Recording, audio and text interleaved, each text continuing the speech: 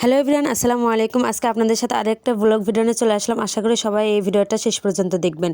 আজকে এই যে রুটিটা দেখতেছেন, এই রুটিটা আজকে আমি আমার আম্মুর জন্য বানাইছি। আম্মুর আবদার, আম্মু বলতেছিল আমাকে একটু বড় করে একটা রুটি বানিয়ে দাও। তাই আজকে আম্মুর জন্য একটা বড় একটা রুটি বানাইলাম। আর আমার আম্মু কিন্তু সব সময় এই কাঁচা পানি দিয়ে রুটি বড় করে খায়।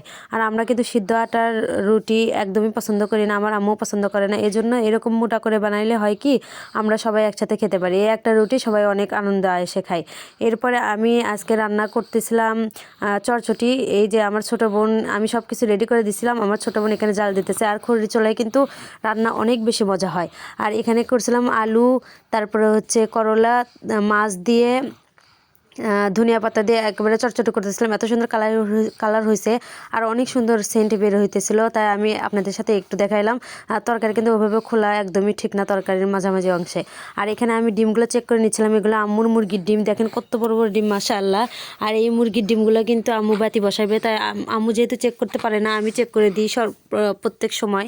আর এখানে আমি প্রত্যেকটা ডিম হচ্ছে বাটন ফোনের আলোতে চেক করে দেবো কোনটার মধ্যে বাচ্চা উঠবে। আর ইনশাআল্লাহ সবগুলোর মধ্যেই কিন্তু বাচ্চা উঠে গেছিলো, আলহামদুলিল্লাহ।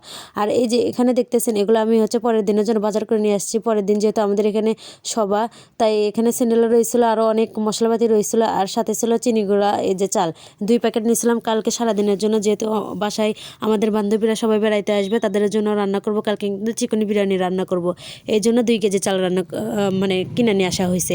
আর সাথে এখানে চিকেন নিয়ে আসা হয়েছে 2 কেজি। আর এই চিকেনগুলো কিন্তু আমি রাতেই সুন্দর করে পিস পিস করে কেটে রাখছি, যাতে সকালবেলা তাড়াহুড়া করতে না হয়। যেহেতু সকালবেলা অনেক বেশি কাজ থাকবে, এই জন্য সারাদিনের জন্য আমি এটা আগে সেরে ফেললাম, সকালবেলা উঠে শুধু রান্না করবো। এই যে আর এখানে দেখতেছেন আমার এগুলো কিন্তু সব গয়না আমার বড় বোনের। আর এগুলো সব আমি বাক্সবন্দি করতেছি, কারণ আমার বড় বোন সবগুলো ফেলে রাখছিল। প্রত্যেকটা জিনিস শখ করে সে কেনে, কিন্তু একটাও জিনিস পরে না। আর এখানে দেখতেছিল কতগুলো সে জুয়েলারি কিনে রাখছে। 3 বক্স আমি হচ্ছে এখানে শুধু চুড়ি পাইছি ওর।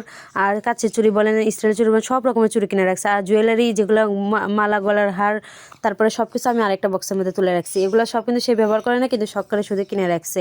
আর এগুলো কিনে কিন্তু সে একদমই ব্যবহার করে না। আমার মাঝে মাঝে অনেক খারাপ লাগে, ওকে বলে টাকা নষ্ট করিস না, কিন্তু ও টাকা নষ্ট করে শুধু এগুলো কিনে। বলে তো এরকমভাবে টাকা নষ্ট করা কি একদমই ঠিক? আর এগুলো হচ্ছে ময়লা পড়ে যাচ্ছে জন্য আমি বক্সের মধ্যে ভরে রাখছি। এরপরে আমার মেয়েটা দেখেন সব গয়না দেখে সে এত বেশি খুশি। যেহেতু সবার দিন, ওই দিন আমি আমার বান্ধবীর বাসায় গেছিলাম, সে আমাকে নাস্তা করতে দিচ্ছে। এখানে বিস্কিট আর চানাচুর, যেহেতু বাসায় কেউ ছিল না, তাই শুধু এই 2টা নাস্তাই দিতে পারছে, আরগুলো অন্য ঘরে ছিল জন্য দিতে পারিনি।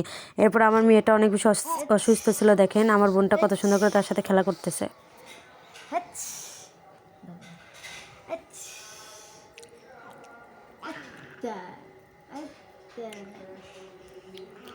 আমার মেয়েটা কিন্তু অনেক বেশি অসুস্থ। সেদিন এই যে খেলা করতেছে দেখতেছেন, তখনই কিন্তু বমি করছিল। সবাই ভালো থাকবেন, আল্লাহ হাফেজ। আমার মেয়েটার জন্য সবাই দোয়া করবেন।